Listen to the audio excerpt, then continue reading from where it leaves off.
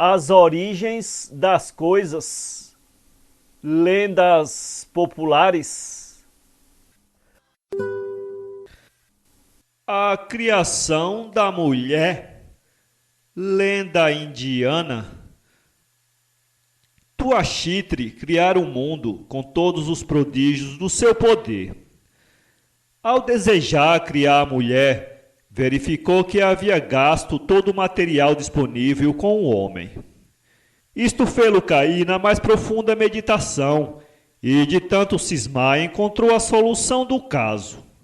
Tomou o círculo da lua, a ondulação da serpente, o enlace das trepadeiras e o ondear das relvas, a esbelteza das camas e a macieza da flor, a fragilidade das folhas e o olhar do cabritinho, a alegria dos raios do sol, as lágrimas das nuvens, a instabilidade do vento, a timidez da lebre, a vaidade do pavão, a penugem aveludada que guarnece a garganta dos pardais, a dureza do diamante e o sabor do açúcar do mel, o frio do gelo e o arrulho da pomba.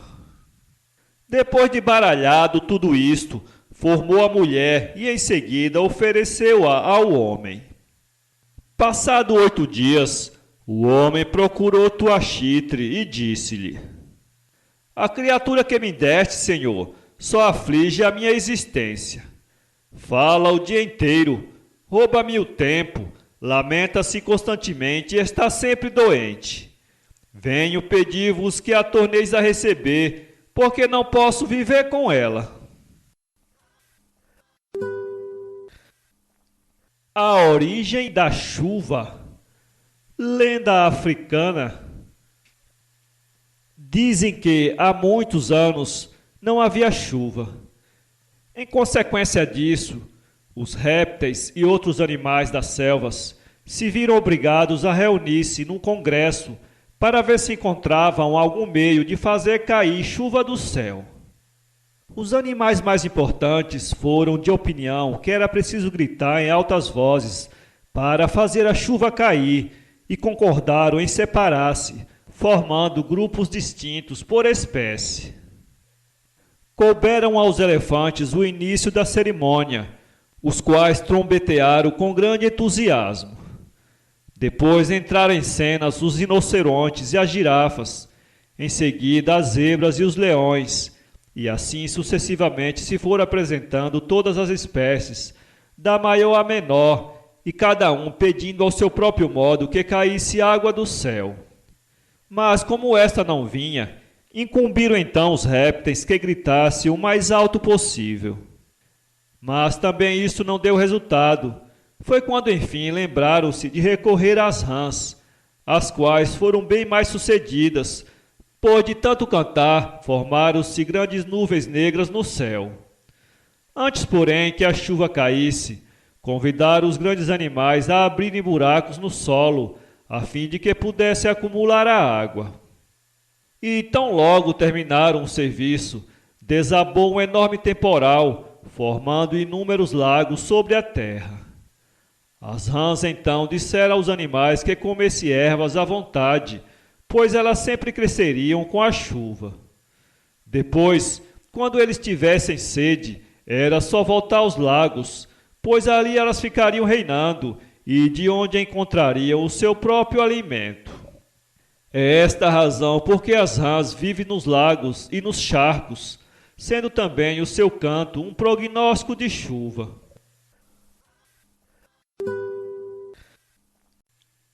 A origem do bife. Conta-se que Lúcio Plauco, senador romano, foi encarregado pelo imperador Trajano de presidir aos sacrifícios em honra de Júpiter. O senador quis resistir, mas à força teve de ir ao altar.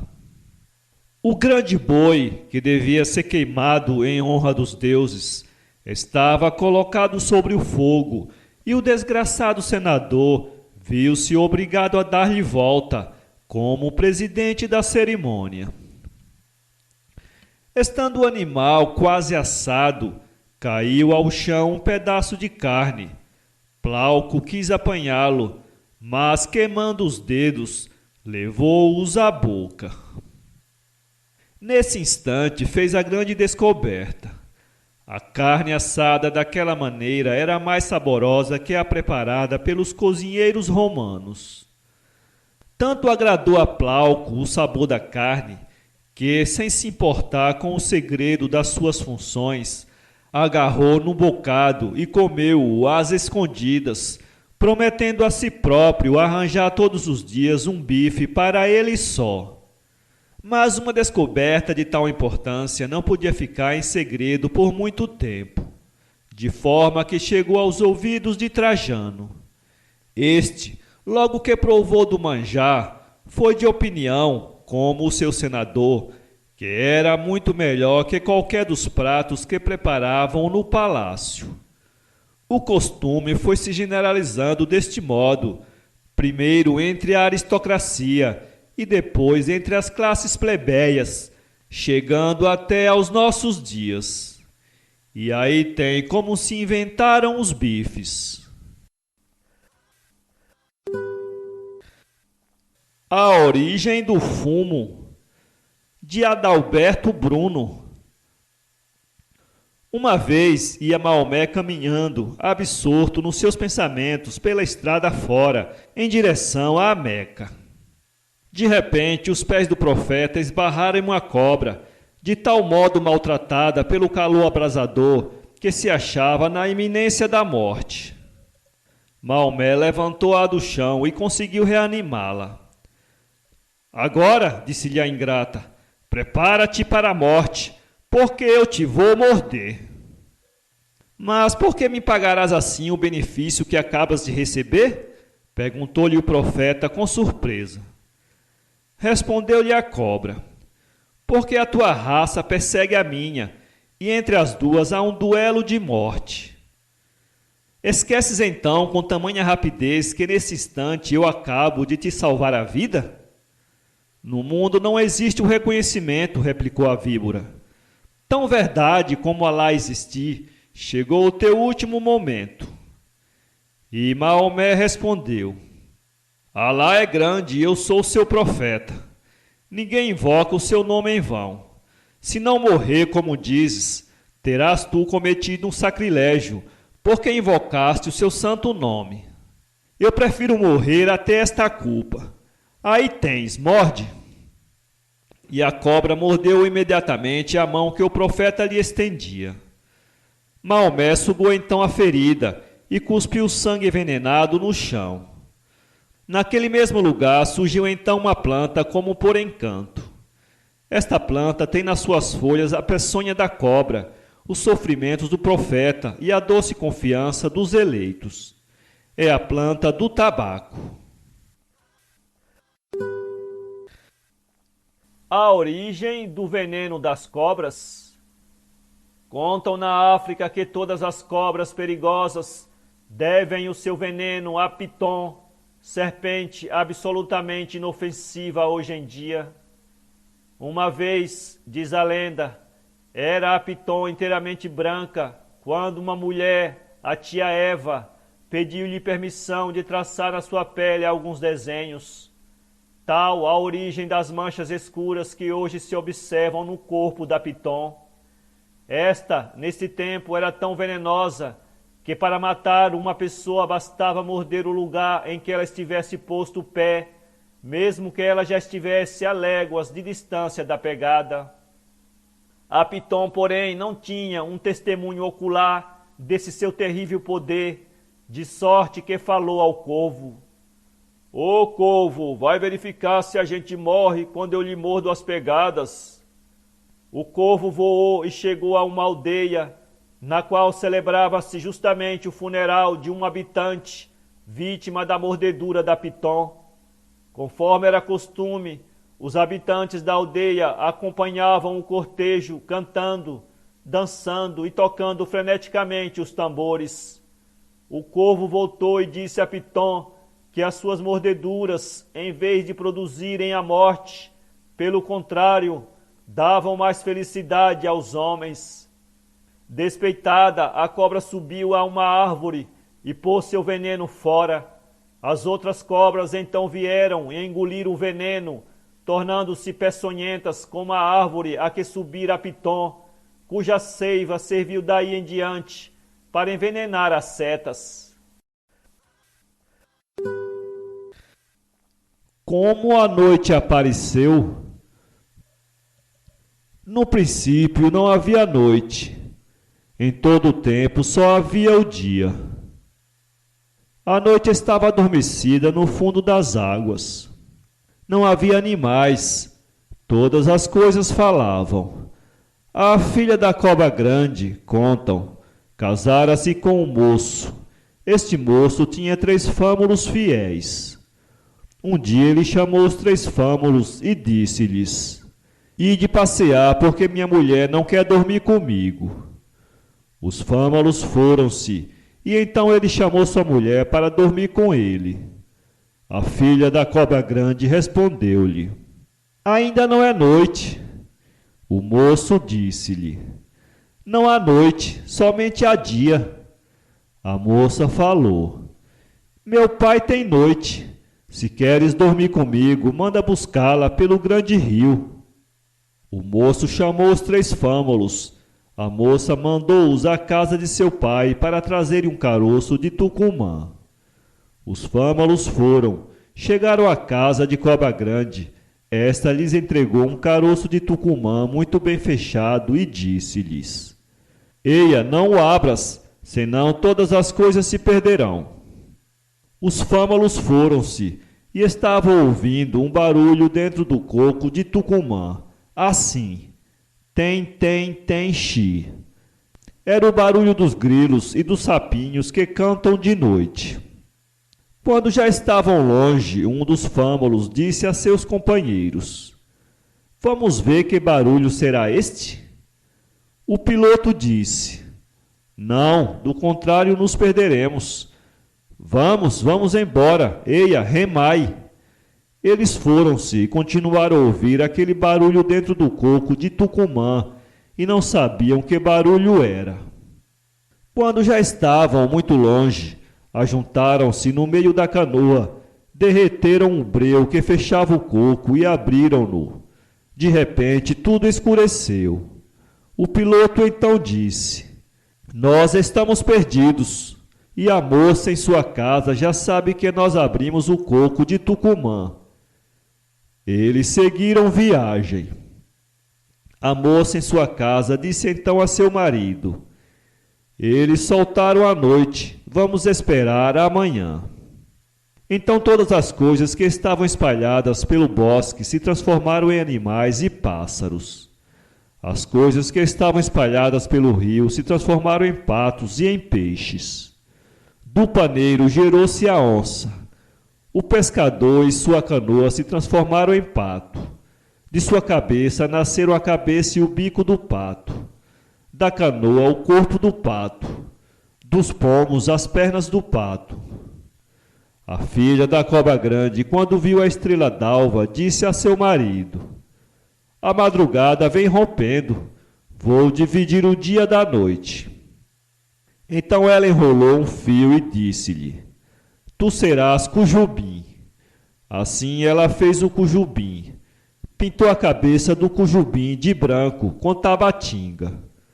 Pintou-lhe as pernas de vermelho com urucum e então disse-lhe: Cantarás para todo sempre quando amanhã vier raiando.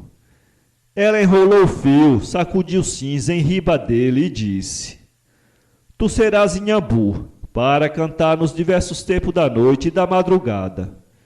De então para cá todos os pássaros cantaram em seus tempos e de madrugada, para alegrar o princípio do dia. Quando os 3 fâmulos chegaram, o moço disse-lhes: Não fostes fiéis, abristes o caroço de tucumã, soltastes à noite e todas as coisas se perderam, e vós também, que vos metamorfoseastes em macaco, andareis para todo sempre pelo galhos dos paus. A boca preta e a risca amarela que eles têm no braço dizem que são ainda o sinal do breu que fechava o caroço de tucumã e que escorreu sobre eles quando o derreteram. Como surgiu o ovo da Páscoa? Lenda alemã de Faine Neto Cabral. Corriam os tempos agitados da Idade Média. Ódios, invejas, vinganças, guerras dominavam os espíritos. Os pesados castelos, tétricos, sombrios, eram quase sempre o teatro desses acontecimentos. Havia, porém, ao contrário, paz e tranquilidade nas pequenas aldeias. O povo bom e simples, intento ao cultivo das suas terras sob a dependência dos senhores, vivia contente e satisfeito. Em uma destas, situada em um belíssimo vale, coberto de luxuriante vegetação, um grupo de camponeses, pobres, mas honestos e laboriosos, e mais ainda tementes a Deus, vivia tranquilo e feliz. Uma tarde, quando o disco dourado de um sol primaveril sumia-se no ocaso, tingindo de um rubro sanguíneo a verde selva, foram os bons campônios surpreendidos pela chegada de uma senhora, duas crianças e um velho, que se assemelhava a um servo. Poucos acostumados a visitas, pois eram raros os forasteiros que por ali transitavam, os aldeões não sabiam o que dizer. A senhora, cujo exterior era todo bondade e carinho, aproximou-se de um grupo que a olhava admirado. Tinha os olhos úmidos e um véu de tristeza cobria-lhe a face. Parecia cansada e via-se que vinha de longe, pela poeira que se depositara sobre suas vestes finas. Deveria pertencer a alguma família nobre. A voz entrecortada pelos soluços era gentil e delicada. Ela pedira pão para seus filhos e um lugar onde passar a noite. Os bons camponeses apiedaram-se dela, vendo-a tão triste. Deram-lhe alimento e receberam-na em sua casa. E ali ela ficou vivendo, estimada e querida de todos que dela sempre recebiam boas palavras e conselhos. Estranho, porém, em nenhuma daquelas casas havia aves de criação. Indagando a boa senhora, pôde certificar-se que, de fato, tão úteis criaturas eram ali completamente desconhecidas. Querendo então mostrar aos campônios quanto os estimava e quão grata lhes era, mandou às escondidas o seu servo à cidade mais próxima, que era, porém, muito distante dali, buscar aves e ovos. Era o domingo de Páscoa. Preparou então a bondosa dama um opíparo jantar, onde pela vez primeira os alegres convivas viram e saborearam um manjar excelente e apetitoso. Terminado o jantar, cada qual recebeu como lembrança um ovo colorido e enfeitado, no qual se lia uma sentença do Evangelho. Por acaso, naquela tarde, passou ali um peregrino, que também foi admitido ao convívio e recebeu igualmente o seu belo ovo. A boa senhora via, porém, tristemente passarem-se os dias. Quem sabe o que lhe acontecera? Seu marido, um valoroso duque, alistara-se nas fileiras gloriosas das cruzadas que tinham partido para a libertação da Terra Santa. Um invejoso, aproveitando-se de sua ausência, apoderaram-se do castelo e de suas riquezas, após seduzir a criadagem. A pobre senhora mal teve tempo de fugir, antes de cair-lhe nas mãos, acompanhada de seus filhinhos e de um único servo fiel. Confiava ela em Deus, que seu marido, voltando da Terra Santa, haveria de expulsar o intruso e usurpador, levando-a novamente para o seu castelo. Mas como avistá-lo de que estava ali? Como fazer-lhe saber o seu paradeiro? Interveio a providência. Aquele pobre, socorrido pela senhora no domingo de Páscoa, continuando a sua jornada, viera a passar pela estrada que conduzia ao castelo. Adoecera, porém, e exausto de cansaço, caíra num caminho, impossibilitado de prosseguir a viagem. Por aquela mesma estrada, voltava com seu séquito o valoroso duque com destino ao seu castelo. Ao ver caído no caminho aquele pobre homem, cheio de compaixão, desceu do cavalo e socorreu-o. Em seu poder encontrou o conde o ovo recebido de sua esposa, cuja caligrafia imediatamente reconheceu. Contou-lhe então o mendigo todo o ocorrido, e o conde deu-se pressa em saber por que tinha sua esposa com os seus filhinhos abandonado o castelo e procurado abrigo em uma aldeia. Não podia o bom duque dar-se paz e marchou imediatamente para encontrar-se com sua esposa. Dias depois lá ele chegava e pôde encontrar os entes queridos, cuja ausência tanto o fizera sofrer. Todos estavam admirados, pois tais visitas à pacífica aldeia eram mais que raras. Voltaram todos aos castelos. O intruso cedeu as armas e desapareceu. Voltou a paz e a tranquilidade ao velho castelo, e a boa senhora quis comemorar todos os anos esse feliz acontecimento, distribuindo em profusão, no domingo de Páscoa, ovos coloridos e artisticamente enfeitados aos seus vassalos e dependentes. Esse uso aos poucos foi se estendendo e chegou até aos nossos dias. Lenda da vinha. Dionisos, ainda menino, fez uma viagem à Holanda para ir ter Anáxia. O caminho era longo e o menino, muito cansado, sentou-se numa pedra para recuperar as forças. Lançando os olhos no chão, viu uma pequena erva que já brotava do solo. Achou-a tão bonita que logo lembrou-se de levá-la para tornar a plantá-la em casa. Arrancou-a e guardou-a na mão, mas como o sol estava quente, o menino receou de ver secar a planta antes da sua chegada a Anáxia. Um osso de pássaro, achando-se ali por acaso, introduziu nele a planta e continuou a caminhar. Na mão do jovem Deus, a haste cresceu com tanta rapidez que em breve ela passava o osso em cima e embaixo. Receando ainda vê-la secar, olhou em torno de si e, avistando um osso de leão maior do que o do pássaro, introduziu nele este último com a planta. A planta, crescendo sempre, passou em breve o osso de leão. Então Dionisos, tendo achado um osso de asno maior ainda que o de leão, nele colocou este último, com o osso do pássaro e a planta que continha. O jovem Deus chegou assim a Anáxia.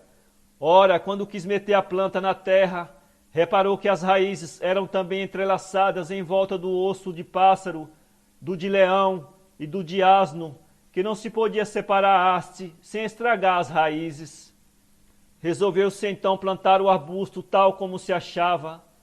A planta cresceu rapidamente, viu com maior júbilo que dava cachos maravilhosos, espremeu-os e fez o primeiro vinho que deu a beber aos homens. Dionisos foi então testemunha do grande prodígio. Quando os homens principiavam a beber, punham-se primeiro a cantar como passarinhos. Quando bebiam mais, tornavam-se fortes como leões. Quando bebiam muito, as cabeças abaixavam-se e estavam eles semelhantes aos asnos. A lenda da embriaguez. Preparava-se Noé para plantar a primeira vinha, e eis que surge diante dele a figura hedionda do demônio. Que pretende plantar aí? Perguntou o ser do mal. Uma vinha, informou Noé, encarando com olhar sereno o seu insolente interrogante. E como são os frutos que esperas colher, meu velho? Inquiriu friamente o demônio. Ora, explicou o patriarca de bom humor, são frutos deliciosos, sempre doces. Os homens poderão saboreá-los, maduros e frescos, ou secos e açucarados. Do caldo desse fruto poderá ser fabricada uma bebida, o vinho, de incomparável sabor.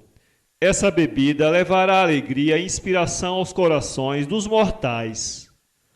Quero associar-me contigo no plantio dessa vinha, propôs o demônio com certo assinte na voz. Muito bem, concordou Noé. Trabalharemos juntos. Ficará desde já encarregado de regar a terra. E o demônio, no desejo de agir pela maldade, regou a terra com o sangue de 4 animais tirados da arca: o cordeiro, o leão, o porco e o macaco. Em consequência do capricho extravagante do maligno, todo aquele que se entrega ao vício degradante da bebida faz lembrar forçosamente um dos 4 animais.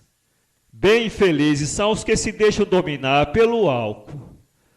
Tornam-se alguns sonolentos e inermes como o cordeiro. Mostram-se outros exaltados e brutais como o leão. Muitos, sob a ação perturbadora da bebida que os envenenam, ficam estúpidos como o porco. E há finalmente aqueles que, depois dos primeiros goles, fazem trajeitos, dizem tolices e saracoteiam como macacos. Porque das mulheres, umas têm os peitos grandes e outras pequenos? De Nina Rodrigues. Um homem tinha um cachorro de raça muito bom. Quando ia às matas, se matava saqué, outro bicho, vinha trazer ao dono, e este já estava acostumado. Um dia, quando ele foi à caça com seu cachorro, este matou uma saqué e a trazia ao dono, quando uma mulher, muito grande e valente, de peitos grandes, que caiu no chão e fazia um grande barulho quando ela andava, não só tomou e comeu o saqué, como o cachorro. O dono cansou de chamar, o cachorro não veio. No dia seguinte, ele voltou ao mato e principiou a procurar o cachorro e a cantar.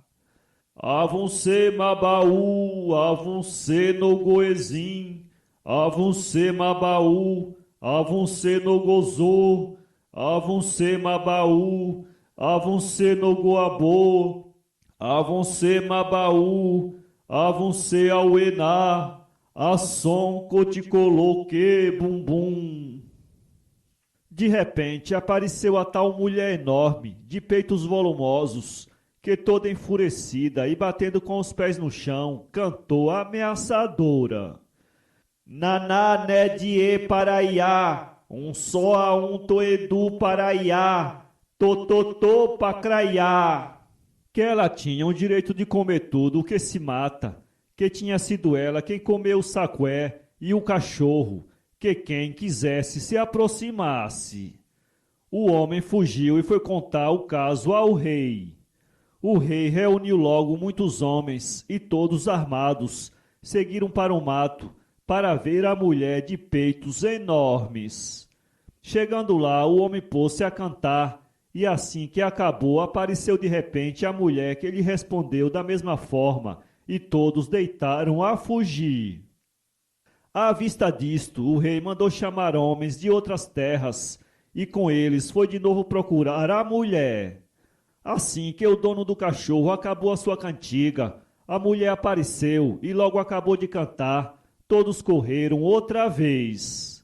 Então as mulheres da terra disseram que, como os homens já tinham ido 3 vezes combater a mulher de peitos grandes, e tinham sido batidos, e haviam corrido, desta vez iriam elas.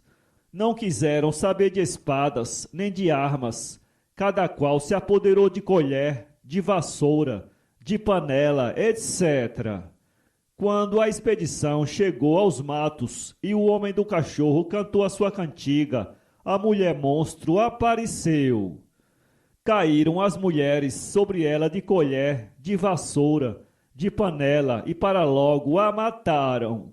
Então cada qual tratou de apoderar-se de um pedaço do peito da mulher.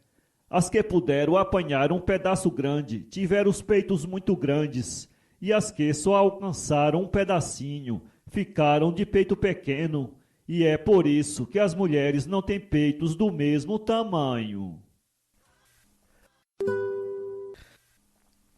Por que foi criado o camelo? Desde as mais remotas eras, o cavalo tem sido apreciado como animal de linhas elegantes. Parece que os deuses também assim o consideravam, como se pode depreender da seguinte lenda grega.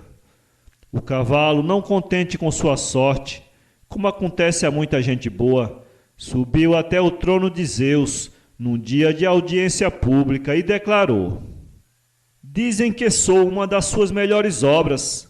Entretanto, acho que ficaria melhor se tivesse o pescoço alongado do cisne, as patas mais delgadas, o peito mais elevado, as orelhas mais curtas e um selim natural, a fim de evitar que o homem me aperte a barriga ao colocar o selim postiço. Os eternos descontentes! Exclamou Zeus, lançando chispas luminosas pelos olhos e fumaça pelo nariz. Todavia, acrescentou paternalmente, vou mostrar o monstro que seria se fosse atendida a tua sugestão. Em seguida, o deus dos deuses, jogando um punhado de faíscas no solo, fez surgir um animal horrível, o camelo, com as duas corcovas, formando uma sela, com as orelhas pequenas, com as patas delgadas, com o pescoço longo e arqueado, tudo como havia desejado o cavalo, que tremeu ao ver o que seria feito dele. Entretanto, Zeus, sempre paternal, declarou: Aí ficará esse novo animal, o camelo, só para exemplo do que serias se fossem satisfeitos teus desejos, em desacordo com a vontade divina. Daí por diante, o camelo passou a ser o burro de carga, o navio do deserto, enquanto o cavalo, mais garboso, mais vaidoso, passou a servir fielmente ao homem, notadamente nos desertos e nas montanhas de difícil acesso, arrependido das preces que levara a Zeus, principalmente quando encontrava o camelo, criado para exemplo dos afoitos críticos às obras divinas. Como nasceram as cataratas? Lenda brasileira. Habitando as margens do rio Iguaçu, os índios gaicangues, supersticiosos, acreditavam que o mundo era governado por um deus que tinha a forma de uma gigantesca serpente e que se chamava Meboi. Esse deus era filho de Tupã, rei dos deuses. Na tribo havia uma índia tão bela que as águas do rio paravam quando nelas a formosa Naipi se mirava. Naipi era filha de Gobi, morubixaba da tribo. Por ser tão linda, Naipi foi destinada por seu pai a ser consagrada a Meboi, passando então a viver somente para o seu culto. No dia em que foi anunciada a festa que consagraria Naipi ao deus serpente, enquanto o morubixaba, o pajé e toda a tribo embriagavam-se de cauim, a Índia fugiu com um guerreiro valente, Tarobá, que por ela se apaixonou. Ao saber da fuga de Naipi, Meboi ficou furioso. Penetrando nas entranhas da terra, expandiu toda a sua cólera. Retorcendo o gigantesco corpo, produziu enorme fenda na rocha, que deu origem a uma catarata, impedindo assim a fuga dos dois namorados. A canoa que os conduzia, envolvida pelas águas da imensa cachoeira, desapareceu para sempre.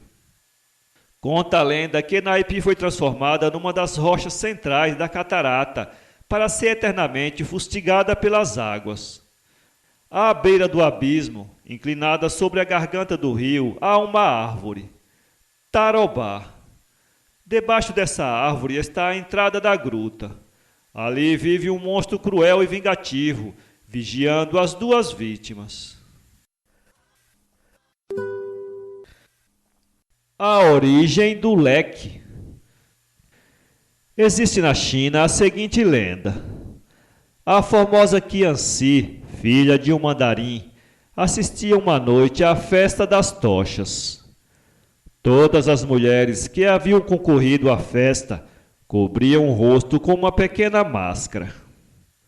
Durante a festa, porém, a jovem Qianxi, que era de uma beleza incomparável, não podendo suportar o tremendo calor que sentia, tirou a máscara, mas como ao mesmo tempo não achasse prudente expor a formosura, agitou com grande velocidade a máscara para com ela fazer vento, segurando-a, porém, muito perto do rosto.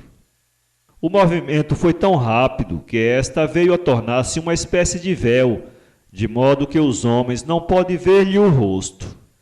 Esta foi a origem do leque. A origem das plantas. Havia outrora um índio da tribo dos Tembés que vivia com uma irmã numa cabana à beira de um grande rio. Chamava-se Jacurutu.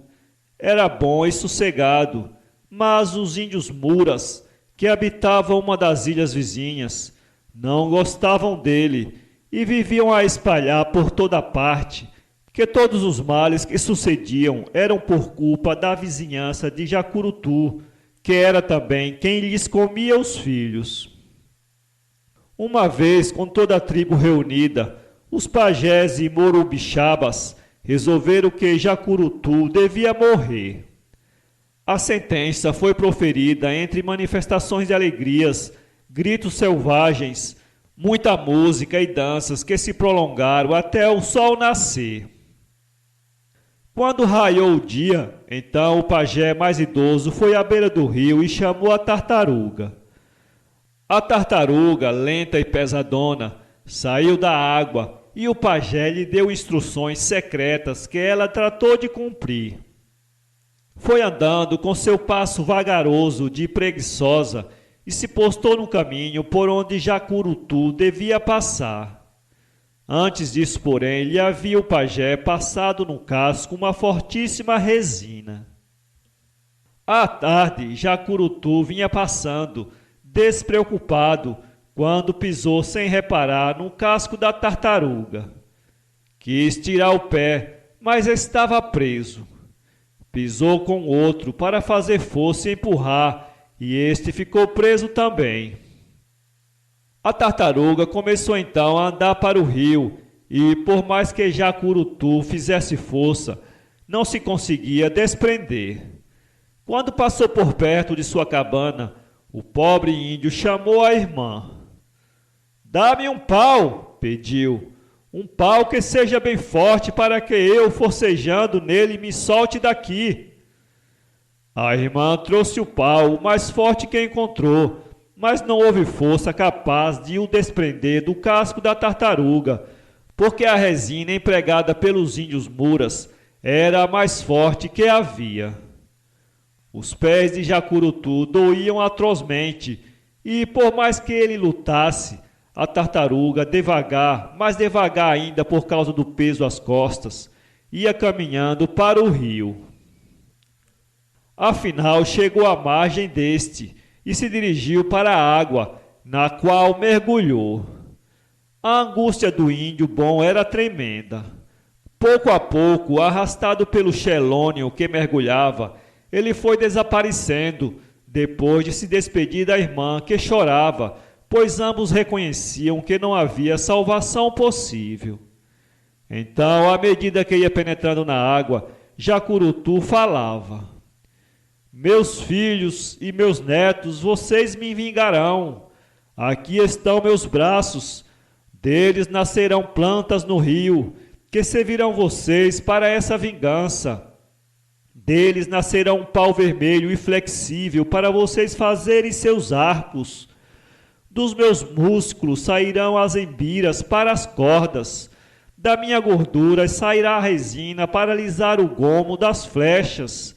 Do meu cabelo o curauá para enfeitar-lhes as pontas, tornando-as mais ligeiras e certeiras. E dos meus ossos ataboças para as suas pontas. Meus filhos e meus netos, vocês me vingarão." Quando acabou de falar, desapareceu. A lenda da fundação de Roma. Vocês devem lembrar-se da Guerra de Troia, que terminou com a vitória completa dos gregos e o incêndio da capital troiana. Por essa ocasião, os que não caíram prisioneiros nas mãos do inimigo fugiram para bem longe, passando muitas vezes por terríveis aventuras. Um desses fugitivos de Troia foi Enéas, que conseguiu escapar em companhia de seu filho Ascânio e sua mulher Creusa, que ficara perdida num bosque. Enéas teve que lutar com muitos obstáculos e, afinal, após uma série de lutas, foi aportar nas costas de Cartago, que fica no norte da África. As aventuras de Enéas foram descritas pelo grande poeta latino Vigílio no seu poema Eneida, que é uma das obras-primas da literatura mundial.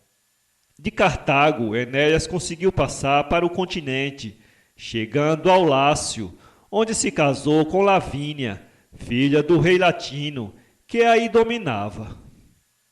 Tempos depois, seu filho fundou a cidade de Alba Longa, e os anos se passaram.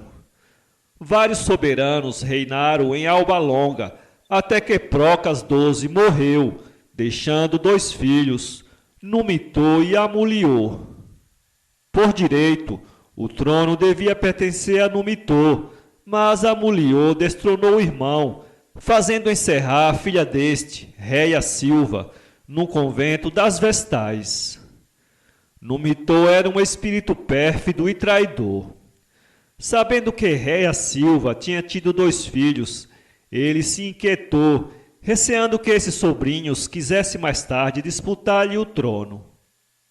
Réia Silva foi enterrada viva, enquanto seus 2 filhos, entregues a um escudeiro do rei, deviam ser abandonados nas florestas para que as feras os devorassem.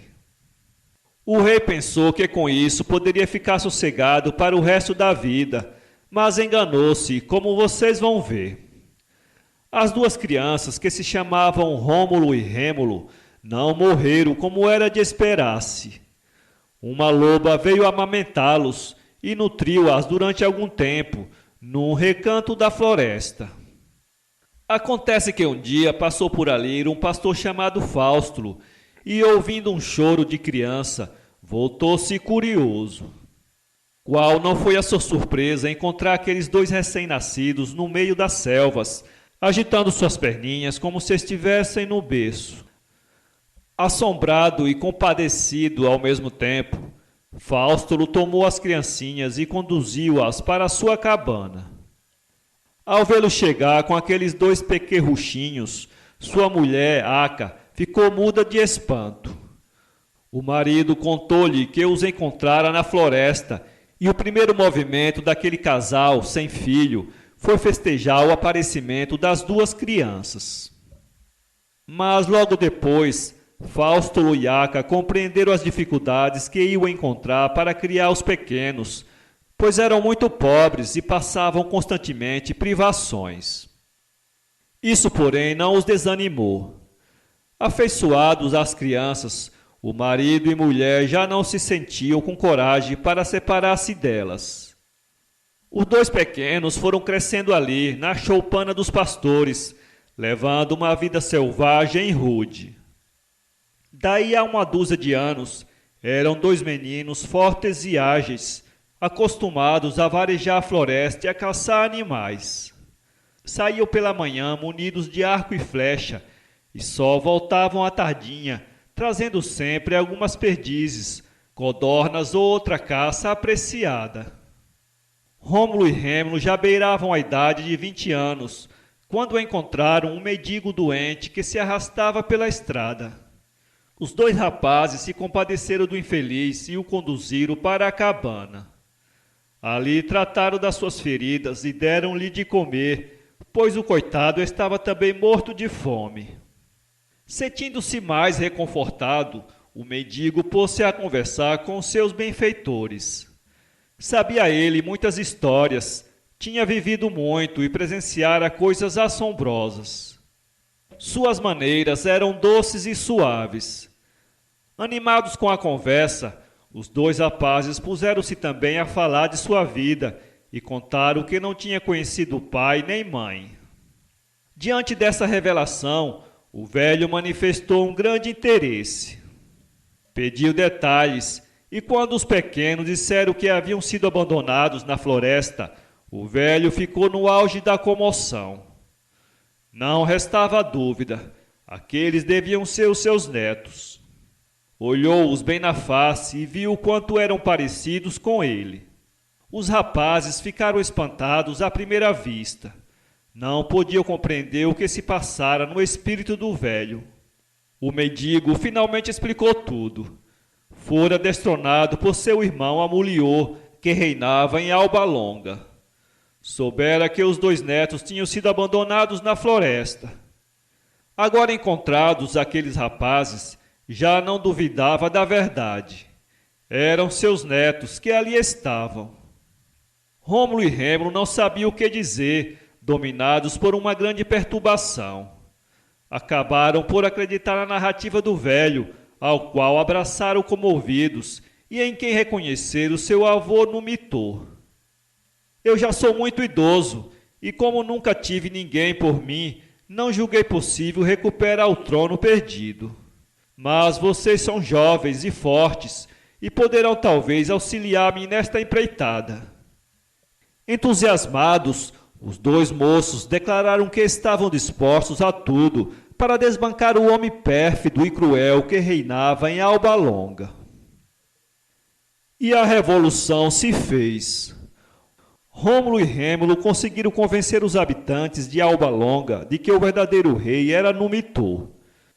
O povo todo se levantou em massa e Amuliô, quando viu a revolta, não encontrou meios para reagir.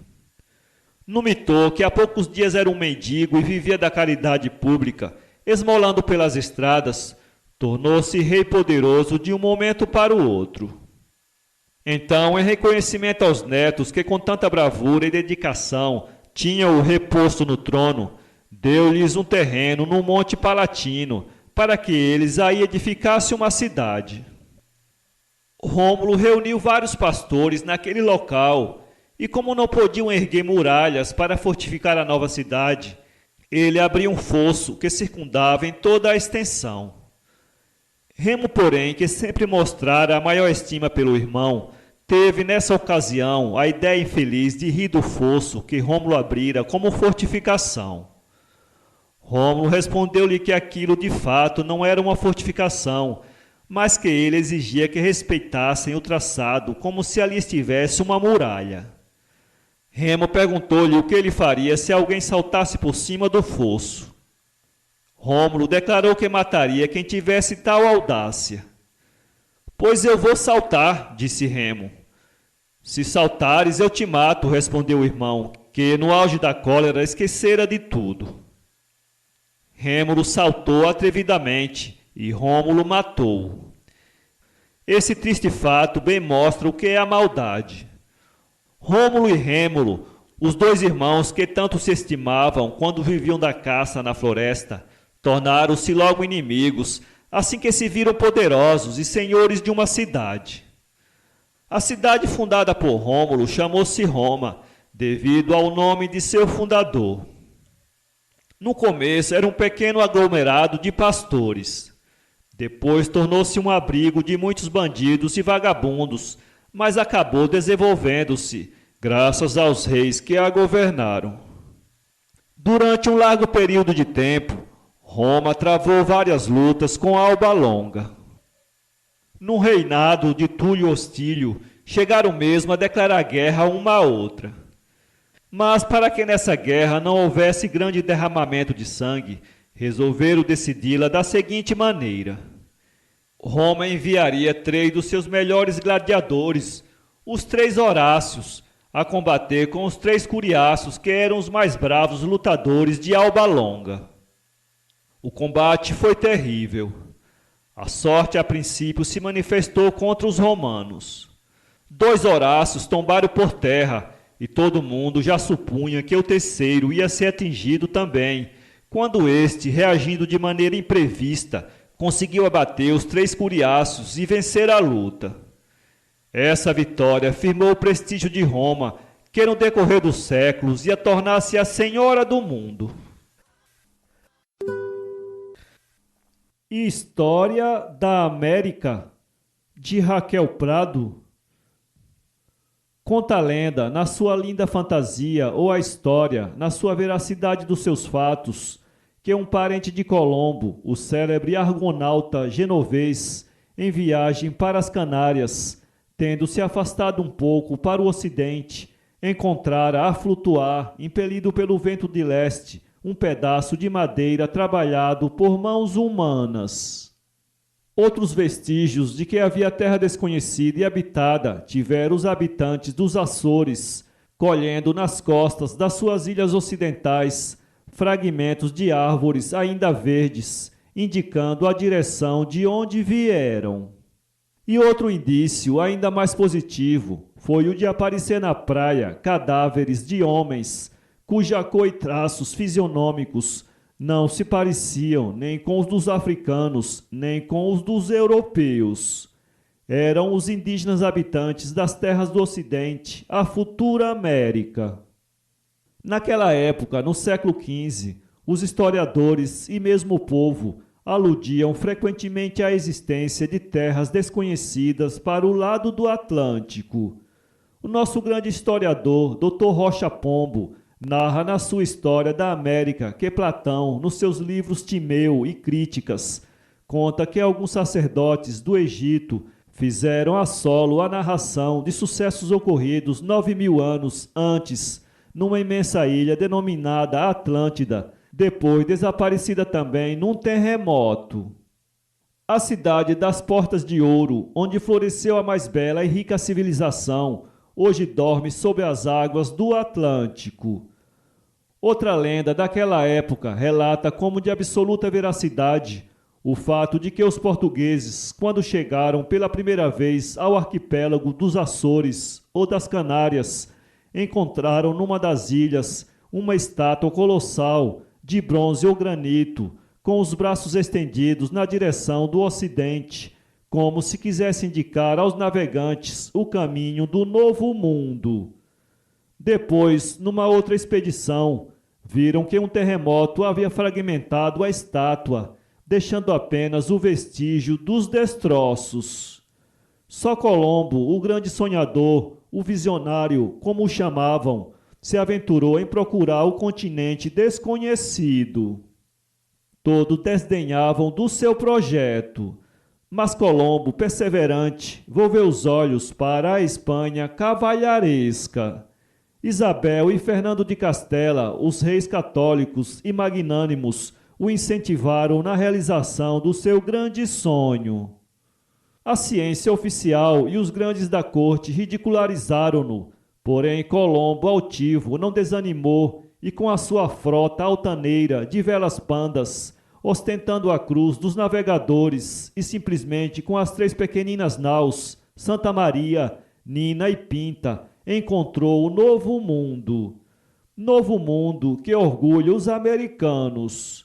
E nas terras ligadas ao norte e ao sul do continente, se não nos une a mesma língua, os ideais e o sangue ardente da raça é varonil e empreendedor. América. Para ler esse livro, acesse www.poeteiro.com